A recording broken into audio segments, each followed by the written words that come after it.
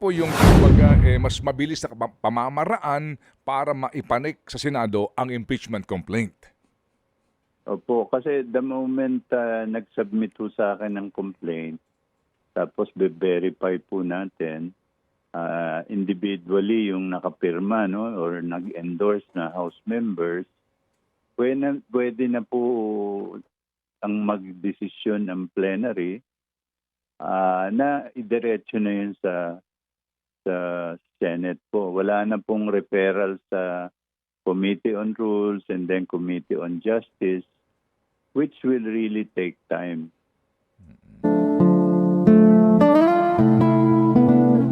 Sec Jen, can you hear me po? Yes, Brother Ted Pailon. Opo. Ikaw ba yan? Yes sir, yes sir. Thank you po.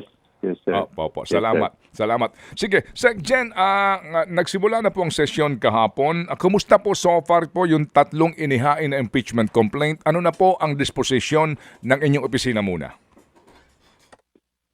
Yun po, ayos na po yung tatlo, no?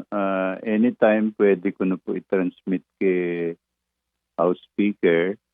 Ang binibigyan ko lang po ng time ngayon ay yung mga nag-request na House members na kailangan pa nila ng kaunting panahon pag-aralan yung mga tatlong complaints na pinail earlier.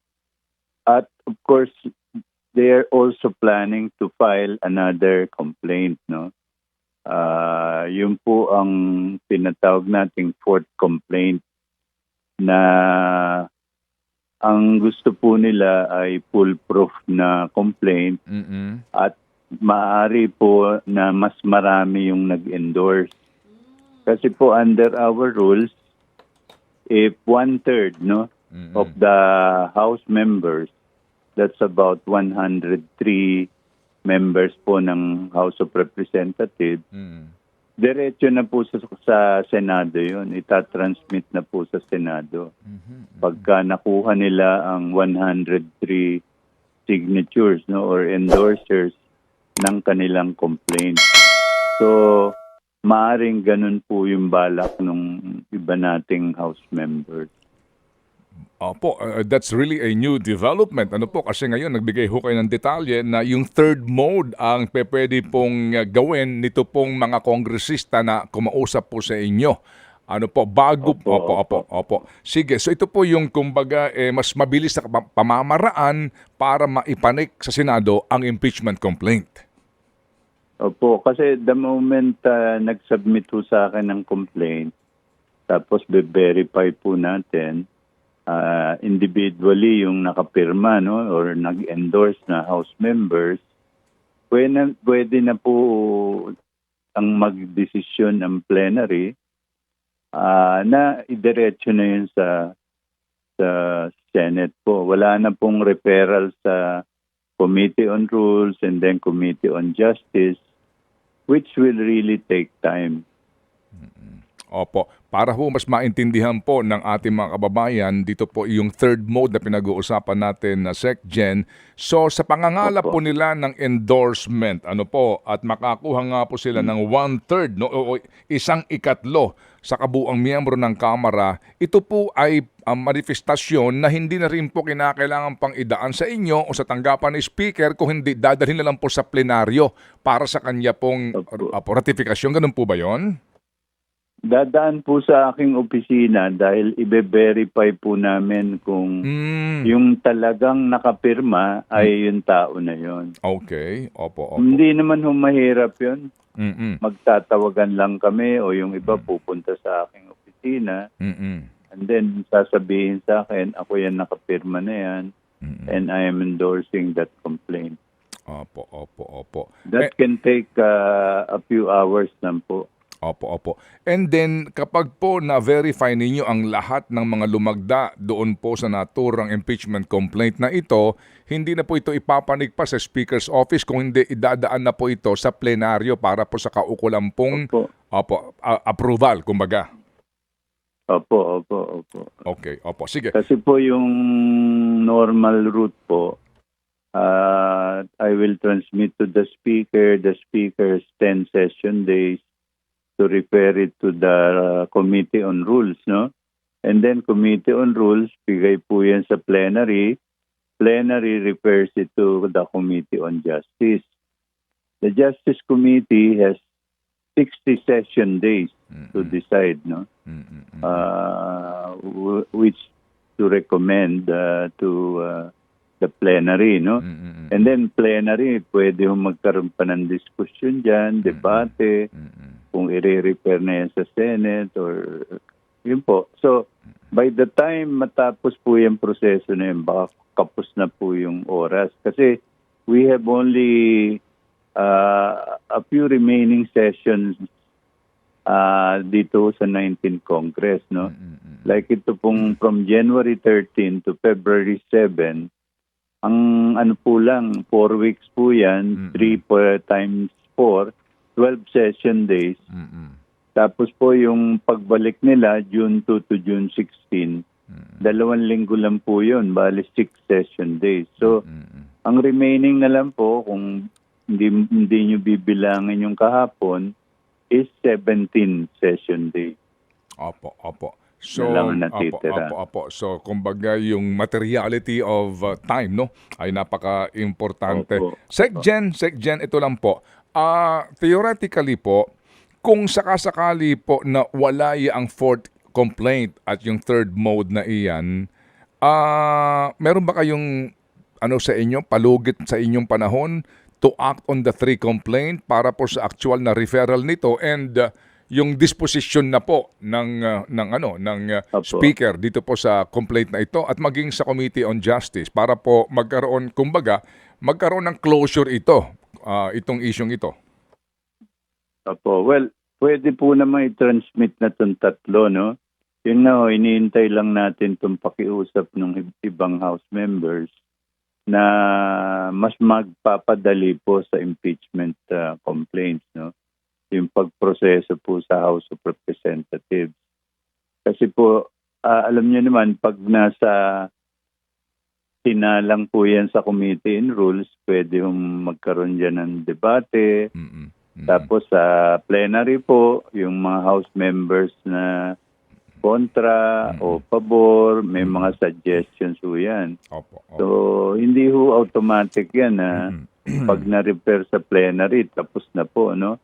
And then, pag na-refer po yan sa Committee on Justice, bibigyan ho ng Committee on Justice ng pagkakataon sagutin ng mga involved, no? Opo. At mga witnesses po magte-testify. Kaya nga ho, they're given 60 session days. Opo.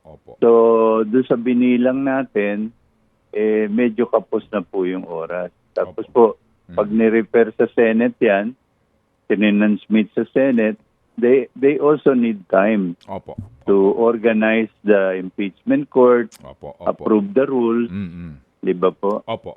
So, yun yung Opo. yun yung time frame na yon. Parang mahirap mangyari dito sa 19th Congress, which will officially end by June 30, no? Last day nung mandate nila po ng Opo. 19th Congress. Opo, sige po.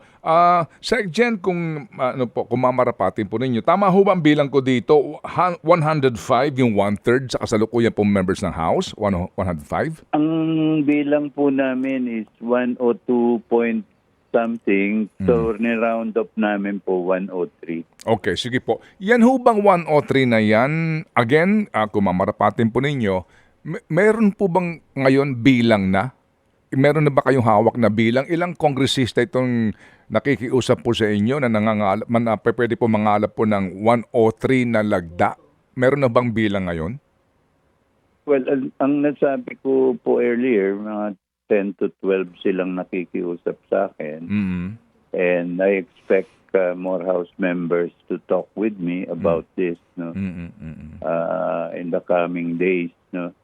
So, yun po ang kailangan po namin pagbigyan yung mga House members na merong naiisip na mas magandang paraan para mapabilis po yung impeachment case. Opo. Yun ho bang 10 to 12 na yan, sila ho ba'y members ng minority or majority? Both po, both. Okay. And both minority and majority. opo. Sir Secgen, pinag-uusapan ho ba ninyo ni Speaker ito pong naging rally ng peace rally ng INC at nananawagan nga po pareho po ni Pangulong Marcos na wag nang magkaroon ng impeachment proceedings? Hindi ho kami pa nakapag-usap tungkol dyan because alam niyo naman may session ho kami kahapon. But namo-monitor naman namin no, na sinasabi nila it's non-political daw at gusto na nilang magkaisa. No? Nakikisa naman ng Congress sa call na yon. No? Pero yun nga, hindi mo maiwasan na ang House of Representatives po ay ating vanguard, no? Vanguard po yan, inelect po yan ng mamamayan. Ang mandate po niyan ay hindi lang pumasa ng batas, may oversight functions din po yan, no? Tinitignan po nila kung tama yung, kunyari o ginagawa ng mga government officials, yung paggamit po ng kanilang pondo, kung naaayon ho yun sa batas. So, yan po ang inherent powers ng House of Representatives under the principle of check and balance. Opo. So, yun po ang inyo pong pananaw dito po sa naging National Peace Rally no ng INC. Ano ho naman po kaya kung meron man reaksyon dito ang Kamara, ang inyong opisina, office ni Speaker doon sa naging survey ng SWS na mas malaki ang bilang ng mga Pilipinong pabor umano sa impeachment ni VP Sara? I think yun yung nag-encourage dito sa mga House members to talk to me and say, wait for our complaint, no? Or wait for the court complaint that we will endorse. Kasi kung may support na talaga ng mamamayan, nagbigay ng lakas ng loob to sa ating mga House members na talagang seryosohin itong impeachment complaint na ito. Opo, sige po. So Sec Gen, ito pong linggong ito will be crucial sa mga decision po na gagawin ng mga miyembro ng Kamara, considering nga po na ang inyo pong last day ng session bago po ang bakbakan sa halalan Pebrero 7. Opo, Pebrero 7 po, yun yung last session day, no?